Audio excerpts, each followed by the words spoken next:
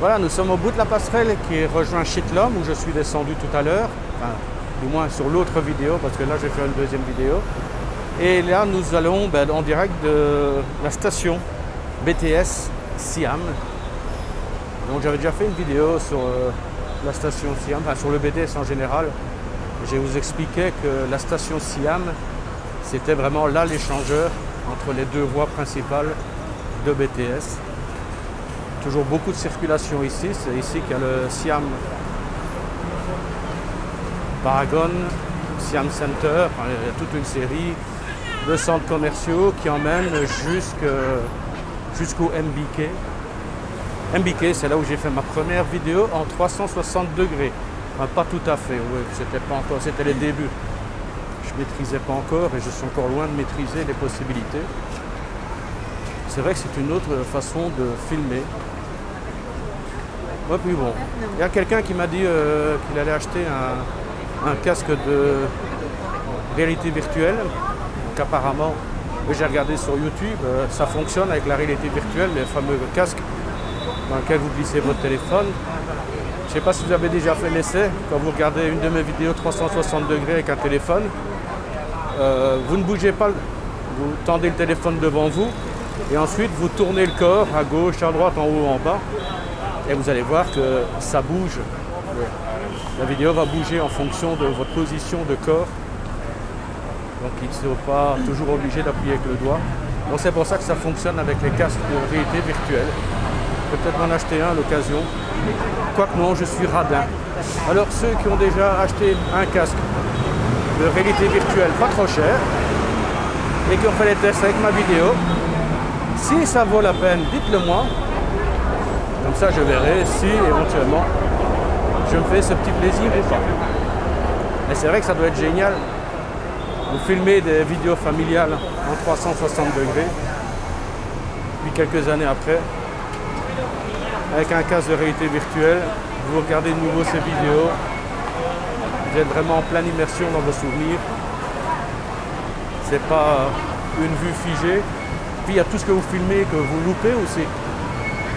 Donc là, on rentre dans la station 360. La station Siam, c'est vrai que quand vous filmez, vous choisissez après un cadre. Je parle pour des prises de vue classiques. Vous cherchez après un cadre et à ce moment-là, vous zappez parfois ce qui se passe à gauche et ce qui se passe à droite. Donc c'est pour ça que la 360 degrés, c'est sympa. Vous filmez et des fois, en montage ou en visionnant la vidéo par la suite, vous regardez sur des endroits auxquels vous n'avez pas prêté attention avant et vous découvrez de nouvelles choses. Donc on en découvre un petit peu plus ou de manière différente à chaque visionnage. Alors on essaye, on est à la centrale, la fameuse centrale, et on va regarder un petit peu, il y a le tunnel lumineux.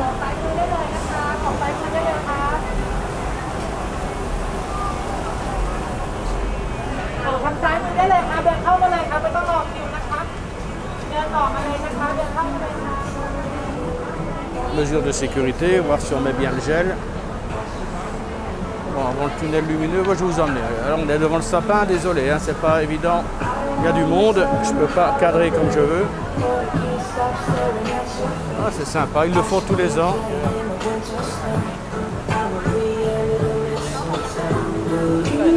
Un petit tunnel lumineux avec des LED. C'est sympa, ça permet d'aller d'un niveau à un autre. Là, on va retourner vers le sapin et on va aller voir s'il y a des animations. Il y a une esplanade qui rejoint. Est-ce que je vais pouvoir passer sans tomber dans l'eau? Ouais, ça devrait le faire. Donc il y a une esplanade qui rejoint Siam Paragon et Siam Center, c'est deux centres commerciaux distincts. Et entre eux, il y a des espaces qui sont régulièrement animés. Hein.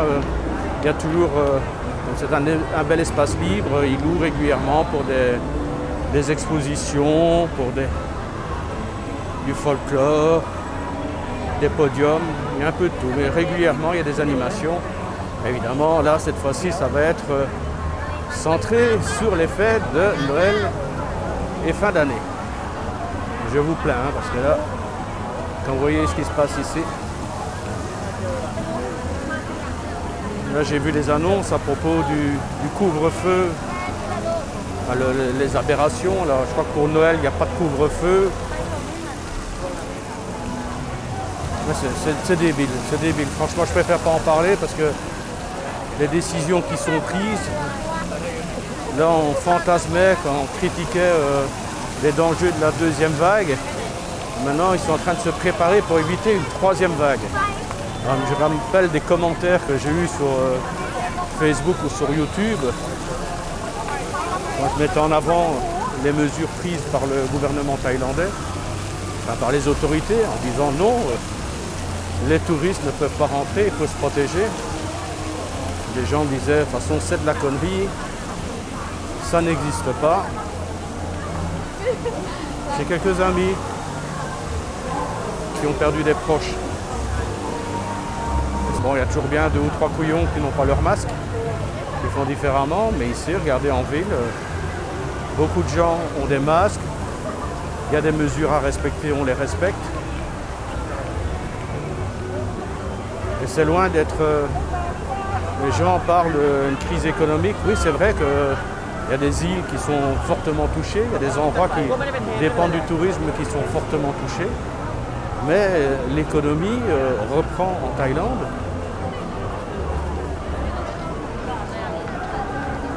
Maintenant, il faut trouver des solutions pour relancer le secteur touristique. Mais je crois qu'il est clair depuis longtemps que les autorités ne vont pas se précipiter pour un retour du tourisme de masse. Ça, c'est hors de question. Alors, les habitués qui diront « sans le tourisme de masse, la Thaïlande est à l'agonie ». Regardez, j'y suis dans l'agonie de la Thaïlande. Et vous pouvez dans de nombreuses villes, c'est comme ça aussi. Et je suis d'accord, comme je l'ai dit, il y a des endroits qui ne vivent que par le tourisme de masse, immorphe, ça c'est vrai. Mais c'est pas toute la Thaïlande. Regardez-moi ça, les animations.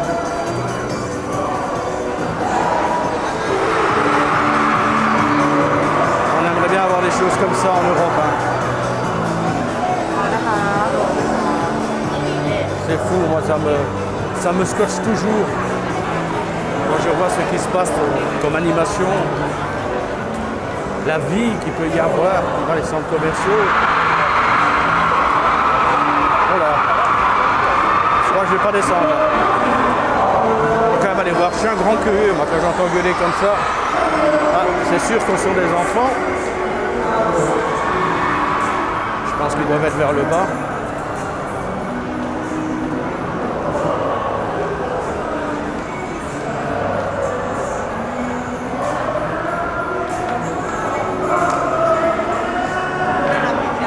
Alors on va descendre. Qu'est-ce qu'il y a ici? C'est la... Ouais, on va baisser par là, à mon avis c'est autre part. Ça porte tellement ici, ça résonne tellement. Au bon pain. À mon copain, je donne mon pain.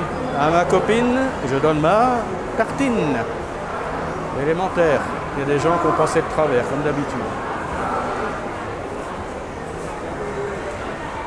Lieu très fréquenté. Pas street food, oui, les street food, les food courts. Ici à Siam, c'est vrai qu'il y a de quoi faire, mais les prix sont exorbitants, je trouve. Enfin, pour tous les petits restaurants qui sont comme ça à gauche, à droite. Mais en même temps, il y a des trucs sympas. Il y a un petit supermarché là où on trouve des produits européens pour ceux à qui ça manque. Moi, je vais plutôt je suis à Bang Na, Central Bang Na. Là, il y a des rayons de bières, des centaines de bières, entre autres plusieurs bières belges, mais des françaises, des italiennes, des espagnols, des allemandes, des japonaises, il y a vraiment de tout. Idem pour les vins, il y a des bouteilles de vin qui me font saliver, que je ne pourrais même pas m'offrir, mais dans des frigos cave à vin. Il y a des rayons de fromage, il y a des rayons de charcuterie. C'est vrai que quand on connaît les bons endroits, il faut dans des centres commerciaux un peu huppés, là où il y a beaucoup d'étrangers. Là, vous trouverez des produits. Sinon, évidemment, il y a aussi il y a quelques sociétés francophones qui se sont créées, qui vendent des produits en ligne. Je ne les ai pas en mémoire comme ça, mais je sais qu'il est possible de trouver du foie gras, du vin, fromage, charcuterie, si vous cherchez sur Internet. Et vous faire même livrer directement chez vous. C'est assez sympa. Ceux qui veulent, parce que c'est vrai qu'on ne vient pas, quand on fait du tourisme, on ne vient pas pour manger français ou européen, mais c'est vrai que lorsqu'on vit en Thaïlande depuis quelques années, depuis quelques mois ou quelques années, il y a un moment où on se dit, ben, ça me manque un bon Munster, une bonne duvel, un bon verre de vin rouge, de la bonne charcuterie. Ouais, ça manque. Alors, de temps en temps, on se fait un plaisir, que je ne nommerai sûrement pas plaisir coupable. Là, c'est vraiment la food court ici. C'est vraiment le concept. Pour ceux qui ne connaissent pas, je vous fais un tour très rapide. Ensuite, en fait, vous achetez des tickets à l'entrée pour 100 bahts, pour 200 bahts. Ça dépend de si vous avez faim ou pas, beaucoup ou un petit peu. Et ensuite, vous avez toutes ces petites échoppes. Et ils ont chacun une chose spécifique à vous proposer. Et les prix sont inscrits, donc vous donnez votre carte ou votre ticket, on vous déduit. Et lorsque vous avez, par exemple, vous prenez une carte à 300 bahts, vous achetez un ou deux plats, vous prenez une boisson. Au total, vous en avez par exemple pour 200 bahts ou 210 bahts. Lorsque vous avez fini de manger, vous retournez à la caisse, vous rendez votre carte et ils vous rendent l'argent. Dans le cas où vous avez pris 300 bahts, vous avez consommé pour 210 bahts avec votre carte. Ils vont vous restituer 90 bahts en argent liquide. Il y a du choix. Dans quasiment tous les centres commerciaux, vous aurez un food court. C'est souvent à l'étage du bas. Il faut descendre. Généralement, il faut descendre un étage. Par rapport au rez-de-chaussée, c'est l'étage juste en dessous. On va se rediriger vers le BTS. Je ne vais pas faire le centre commercial. Hein. Bon, pour les nostalgiques, ça fait peut-être plaisir. Pour les gens qui ne sont jamais venus, ben voilà, vous connaissez un peu le principe des central courts. Il y a à boire, il y a à manger, il y a de quoi se régaler. Alors ici, il y a des magasins. Il y a quelques magasins spécialisés, il y a moyen de trouver. Donc voilà, je vous laisse pour l'instant. Je vais aller faire mes magasins. Mes recherches dans les magasins. Ce ne sont pas mes magasins. La plupart de ces derniers, je n'aurai même pas les moyens de m'acheter quoi que ce soit. Et je vous retrouve tout à l'heure pour continuer une petite pérégrination. Hein. Allez, on y va. J'ai rallumé la caméra, c'était pas prévu, mais je pense que là, il y a des fans, peut-être des fans de moto. Et puis quand je vois cette moto BMW, je me suis dit, tiens, à mon avis, il y a des personnes qui pourraient flasher sur ce genre d'engin, 1250. Oui, c'est la puissance, c'est pas le prix en bahts. Sinon, elle serait déjà dans ma sacoche. Ceux qui ne sont jamais venus à Siam, il y a un étage où on expose les voitures. Là, vous voyez sur la droite, c'est Jaguar. Ouais. Ici, BMW, elle est pas mal non plus celle-là. C'est pas pour moi. Ah, de l'autre côté, qu'est-ce qu'on a? On a les Porsche. On va se faire plaisir, hein. Regardez. Monsieur qui manœuvre la Porsche dans le magasin. Vas-y, fais un créneau. Je serais curieux de voir l'ascenseur qu'ils ont pour amener les voitures jusqu'ici. Et là, il y a encore un autre magasin. Oh! Regardez Harley Davidson. Ah, il y en a qui vont saliver, il y en a qui vont baver. Hein. Là, je pense que c'est pour les vêtements. Là, il n'y a pas de moto. Il n'y a pas de bécane. Un beau casque, oui. Et ici, Aston Martin. Eh, regardez-moi ça, là. Allez, je vais faire face pour essayer de regarder les deux motos. Je sais qu'il y a des fans de ce genre d'engin. Moi aussi, hein, j'ai vu que cette moto, là, la 1250, elle a de la gueule. Hein. Apparemment, les voitures, ça doit être en électrique. Il y a une borne. Aston Martin. Oh là là là là là là. Regardez-moi ça là. Quelle gueule. Oh, elle est splendide. Oh là. Oh, vraiment, ouais, ça fait baver. Hein. Enfin non, j'aurais le pognon, je crois que j'achèterais même pas ce genre de voiture. Voilà, il faut vraiment avoir plus.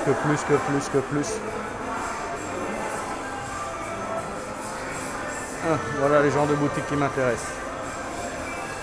Canon, Zoom caméra. Il y a peut-être des choses que je vais trouver ici que je cherche.